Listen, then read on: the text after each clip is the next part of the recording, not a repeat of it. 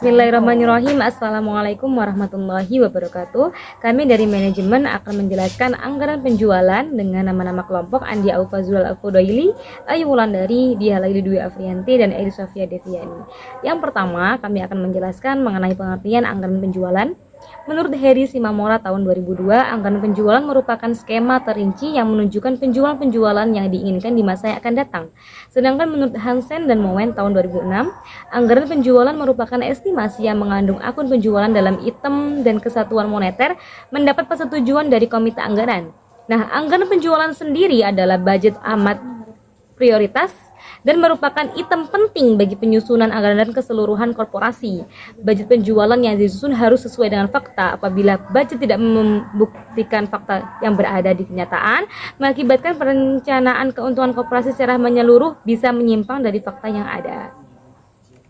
Yang kedua, akan kami jelaskan mengenai manfaat penganggaran penjualan, yaitu anggaran penjualan berfungsi sebagai pedoman kerja dan mengarahkan serta memberikan target yang harus dicapai oleh perusahaan di waktu yang akan datang. Nah, yang kedua, anggaran penjualan juga bisa mengkoordinasikan kerja yang sebagai alat mengkoordinasikan kerja agar semua bagian yang terdapat pada bagian penjualan bisa saling menunjang, saling bekerja sama untuk menuju sasaran yang telah ditetapkan atau target. Nah, manfaat yang ketiga adalah sebagai alat pengawasan kerja yang berfungsi sebagai tolak ukur, sebagai alat pembanding untuk menilai atau mengevaluasi realisasi perusahaan. Nah, setelah kita membahas tentang manfaat anggaran penjualan, mari kita membahas tentang tujuan dan kegunaan anggaran perusahaan. Nah, tujuan dan kegunaan anggaran perusahaan adalah harus bisa mencapai target atau sasaran korporasi yang menjadi bagian dari strategi korporasi yang mengakibatkan setiap korporasi memiliki resiko yang berlainan pula, maka penting dipikirkan menggunakan strategi yang menghasilkan. Nah, pemakaian budget penjualan bisa bermanfaat yang bagus bila mana yang terkandung di dalamnya itu seakurat mungkin, agar tidak menyimpang dengan faktanya. Dalam melaksanakan estimasi bagian dan unsur yang mesti dipikirkan ketika membuat budget penjualan.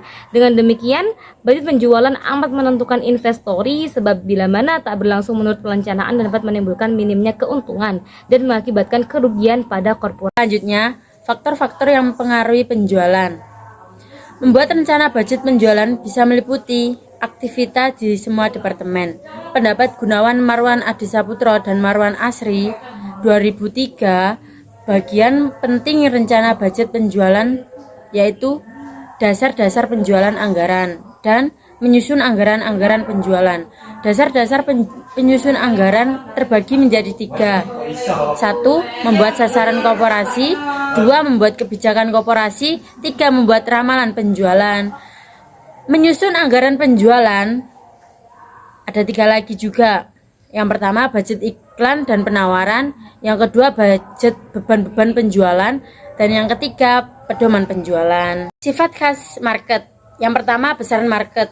Ada 3 market bercorak. Yang pertama bercorak lokal, yang kedua bercorak regional, dan ketiga bercorak nasional. Yang kedua, kondisi kompetitor. Yang ketiga, kesanggupan market untuk meresap produk. Yang keempat, kondisi atau karakter pelanggan. Apakah pelanggan adalah pelanggan akhir atau pelanggan industri nasional? Selanjutnya adalah kesanggupan keuangan. Yang pertama, kesanggupan mendanai riset market yang dilaksanakan. Yang kedua adalah kesanggupan mendanai kegiatan-kegiatan agar meraih incaran penjualan atau modal kerja. Yang ketiga, kesanggupan membeli material. Selanjutnya adalah kondisi tenaga kerja. Apakah banyaknya karyawan yang ada, cukup, kurang, atau bahkan lebih?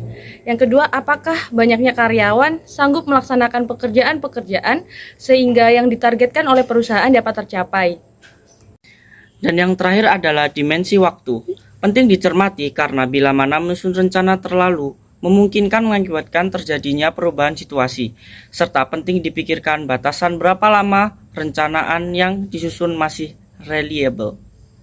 Sekian presentasi dari kami, semoga presentasi kami bermanfaat untuk audiens. Saya akhiri, wassalamualaikum warahmatullahi wabarakatuh.